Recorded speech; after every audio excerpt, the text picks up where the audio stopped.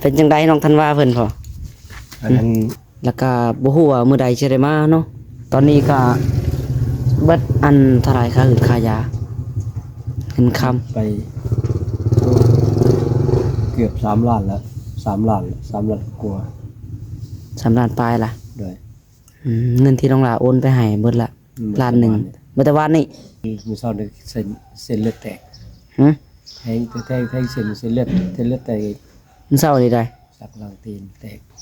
เส้นเลือดแตกนี่ตัวแดงนี่ได้พี่น้องเหมือนอันโตดำแม่ใหญ่ได้เนาะมื้อนี้แบะสีแดงเฉพาะอะไรมันขลุกขล้นพี่น้องเมื่อคืนนี้น้องหลาออกมาเบิ่งผสมเป็นยังไงก็เนาะเอาอยู่ฟุบฟับอยู่ห้วนอยู่นะตัวนี้เนาะบ่นอนพี่น้องนี่หมูเขาคอกก็ยังบ่เข้านะหมูไล่เขาคอกก็บ่อยากเข้าอยู่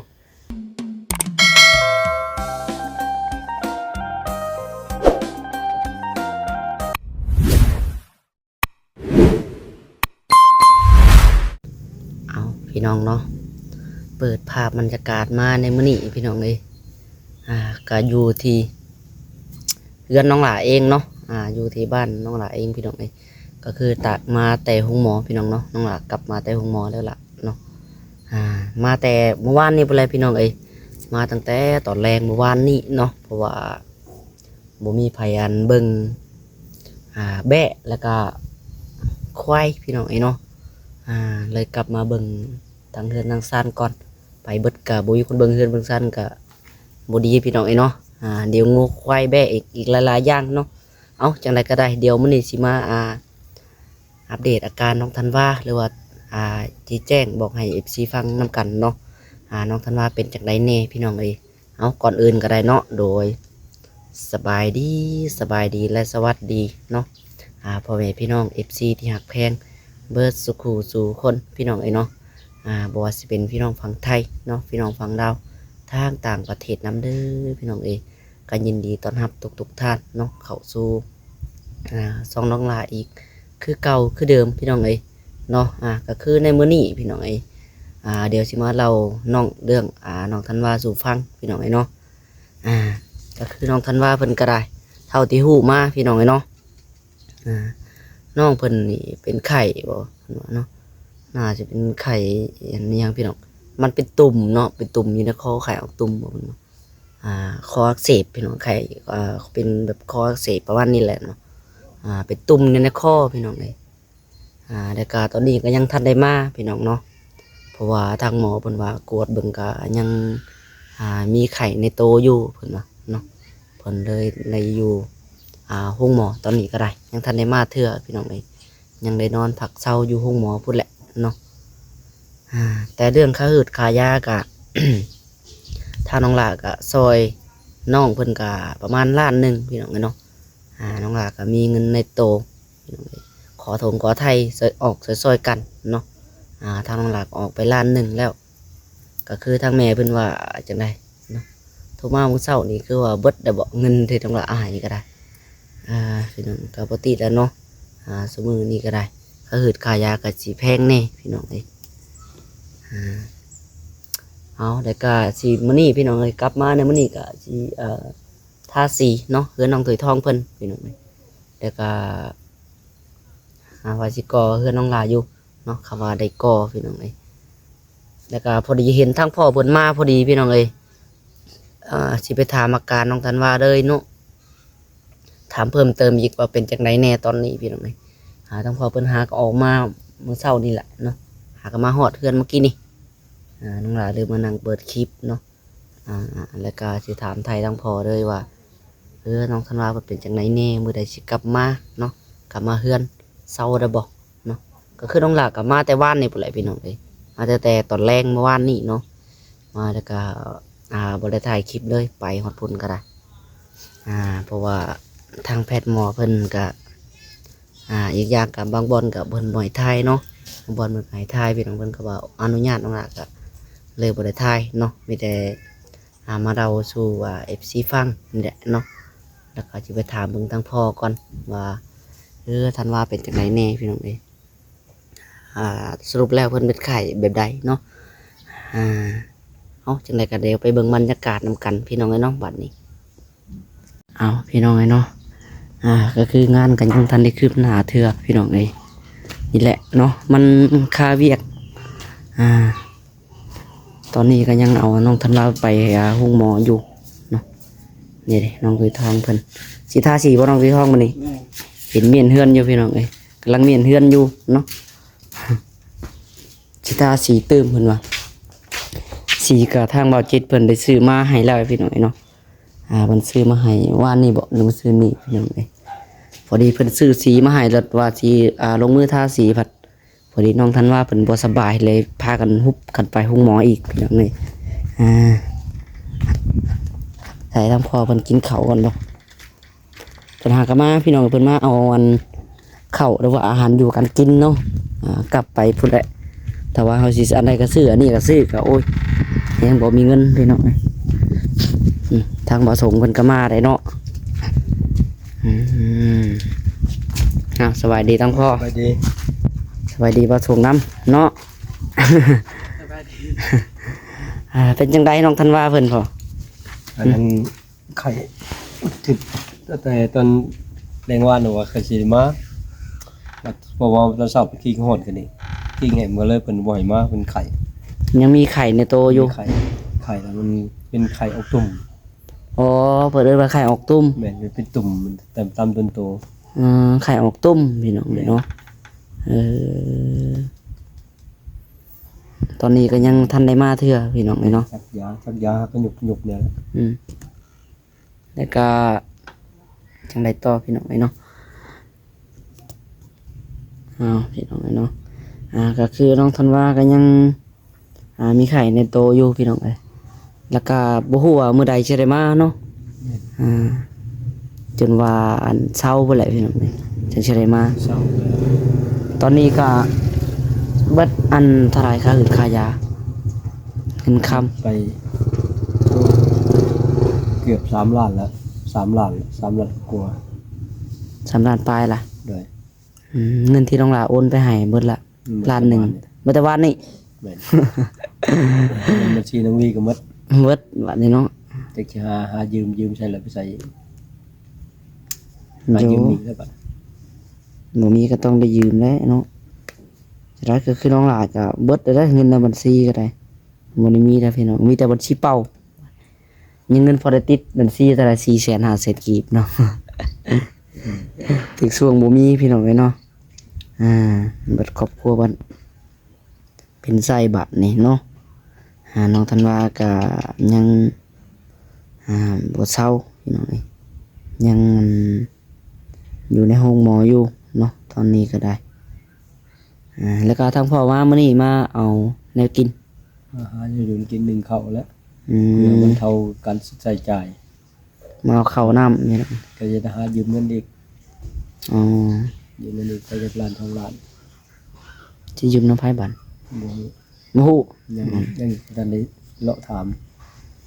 หาเลาะถามยืมเงินบาทนี่เนาะว่า สงสัยจะมีหายืมเงินดอกแล้ว โยเนาะยืมน้ำเพิ่นซื่อๆเพิ่นก็บ่อยากให้ได้เนาะคันยืมเงินเป็นเงินดอกอหยังเพิ่นสิให้คนเฮาเนาะมันก็ต้องแน่นั่นอยู่แล้วได้คันผู้มีเงินดอกให้ยืมมันก็เขาก็สิเอาใช้ให้เนาะเชื่อสรุปก็คนบ่มีคือกันใครก็ได้มีแต่ผู้มีแน่แหละพี่น้องจังเฮ็ดแบบเก็บเงินกู้แล้วบ่เฮ็ดเงินดอกได้เนาะเอาซะพี่น้องเนาะมื้อนี้ก็น้องลาก็สิชวนเบิ่งพี่น้องเทยทองก็สิทาสีเฮือนแน่เนาะตอนนี้ก็ยังมีไข่ในโตอยู่พี่น้องธันวาก็ได้ ยังอยู่ในอาการเป็นห่วงอยู่เนาะ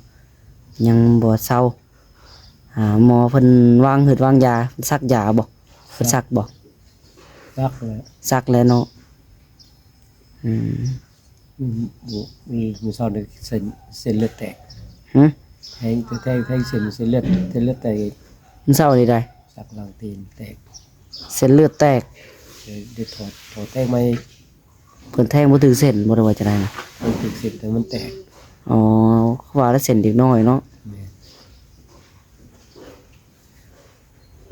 พี่น้องเนาะแทงระวังแต่แทงตีนบ่ แทงตีน แข้ง แท ดูดิ ลังตีน หลังตีนอืม เปลี่ยนมาใส่มือมัน เช่นแตกเนาะอืมมันหายได้ละตอนแทงเนาะ ให้ก็ให้ท่วมแจ้งแล้ว หายกากแล้วเนาะ ให้แอ้ก็อย่างที่ได้เพื่อเด็กน้อยบางคนจนให้ดัด อืม สักยาอันนี้บ่สักยาวส่วนหลายบ่ให้ อืมจังว่ายังบ่จักเจ็บบ่จักชำนาญเนาะกันว่า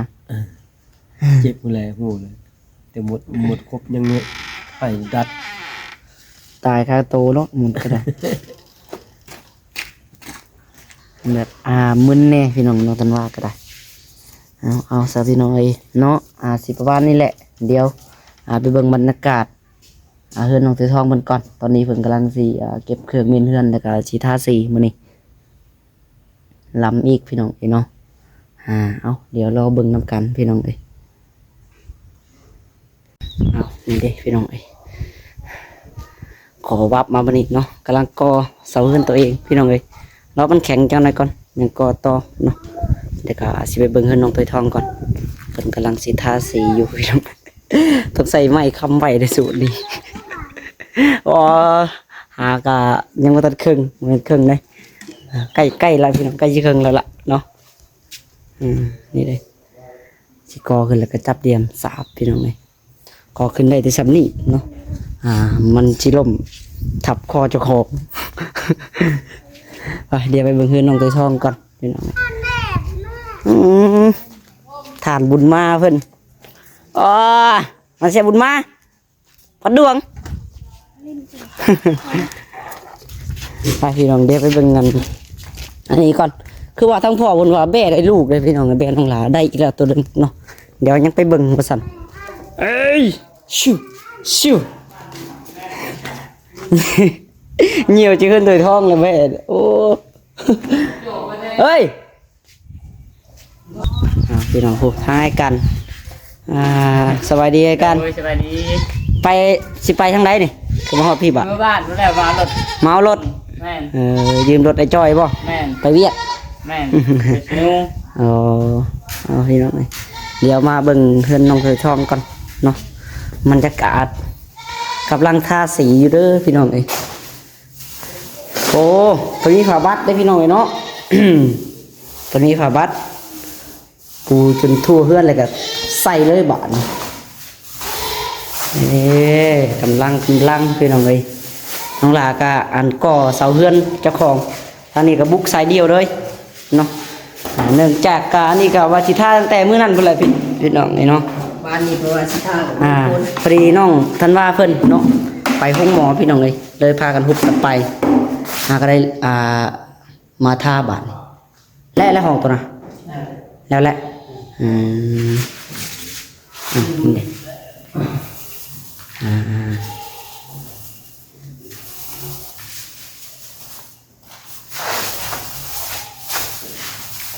ทาสีขาวเนาะตัวนี้เมื่อนั้นบอจิตเพิ่นได้ซื้อสีมาพี่น้องน้องท้องกับเพิ่นไปอยู่เนาะเพิ่นไปเวียกมื้อนั้นน้องหลากับทั้งพ่อครับเครื่องมื้อนั้น ไปเดี๋ยวเข้ามาเบิ่งทางนี้ก่อนเนาะเพิ่นว่าแล้วได้ตอนนี้เนาะยังจะเก็บรายละเอียดบ่โอ้ยังอยู่ซะแล้วแต่ทาเนาะโอ้ก็คือว่าอยู่แล้วเนาะอยากจำจะได้รับพี่น้องเนาะได้แล้วสำนี่เดี๋ยวได้เสาบ้านนี่ยังการด่างๆอยู่พี่น้องนี่เสาเนาะเพราะว่าน้องไปใส่แปลงทาปัดอีกเชื่อเนาะนี่ก็เป็นปลั๊กไฟเพิ่นพี่น้องกระดานไฟเพิ่น ต่อมาที่เพิ่นน้องหลาเป็นเลยพี่น้องเนาะคือว่าสายไฟหน่อยสั่นเสียหมอน้ำห้อนก็ไฟอยากตัดโลดดับมับแล้ว ไฟมันบ่เพียงพอเลย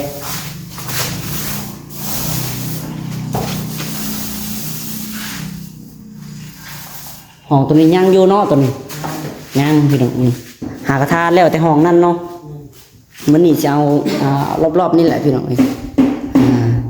ทาแล้วภายในแล้วก็ยัง เอาภายนอกเนาะ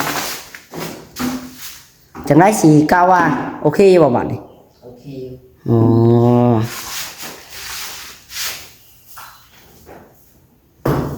พออยู่นอกบาทนี่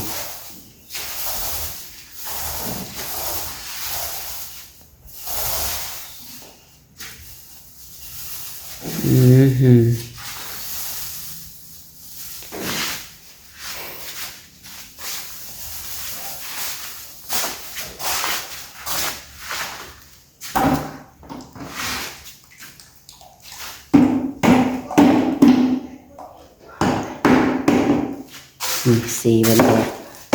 แบ่งเอาเนาะแบ่งท่า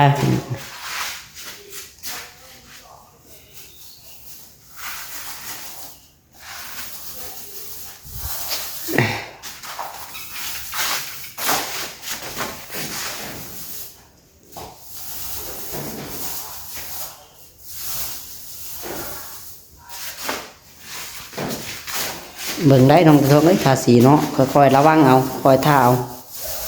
อย่าให้มันเหี่ยหลายคอยทาไปปอกแปกไปถึงจะของเนาะสีมันกับแพงพี่น้องเลยทางหนึ่งก็โอ้ยบุตรไรเนาะคอยเคาะก๊อกอันนี้แหละนี่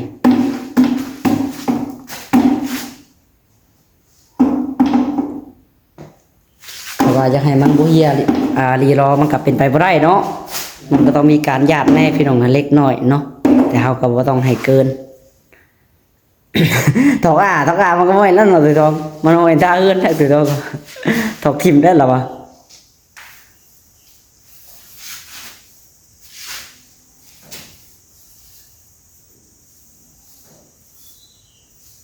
นี่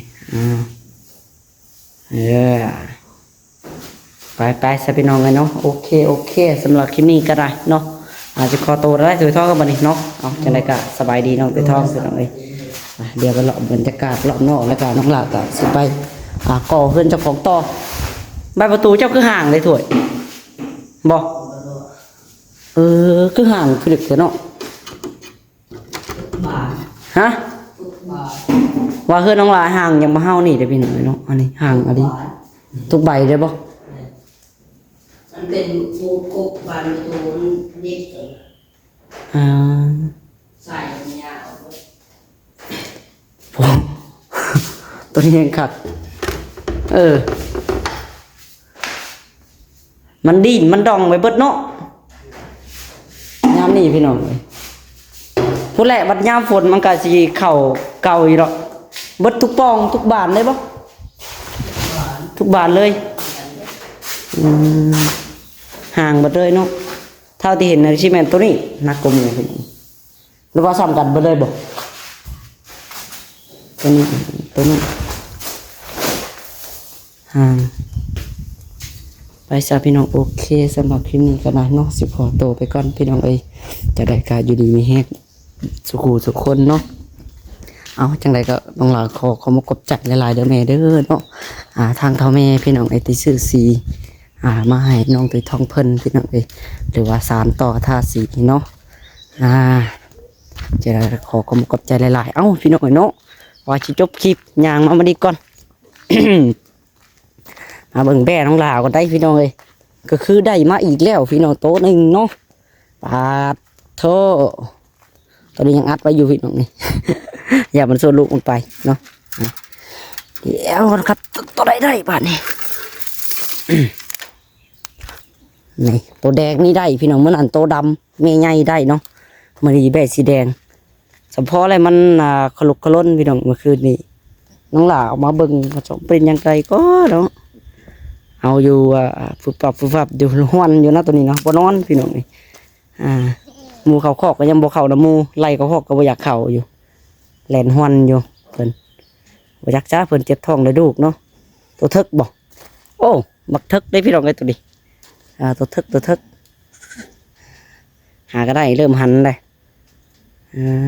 แบบนี้ครับว่าตัวมันชิ้นใหญ่เนาะพี่น้องเนาะได้มามันก็ต้องประมาณนี้โลดนี่หาก็ได้พี่น้องเองบ่ได้น้อยสูงเริ่มเลยมันก็สีแข็งแห้งอยู่ตัวแบบสีเนาะคือในตัวสูงก่อนแบ่อันหัวสาวตัวนั้นพี่น้อง ตัวนี้น้อยตัวนั้นเนาะดูมันน้อยดีเด้อพี่น้องเอ้ยเนาะสำเร็จนี่ พฤติกรรมก็หุ่มพี่น้องเอ้ยเนาะได้กลับหนึ่งแขนหนึ่งเหมือนกันน้องหลาก็บ่ส่งดอกเบิ่งเนาะป้อนนมก็คือสิบ่รอดพี่น้องเอ้ยตายเอาจังไดก็โอเคพี่น้องสำหรับคลิปนี้ก็สิขอตัวไปก่อนพี่น้องเนาะเอาบ๊ายบายสบายดี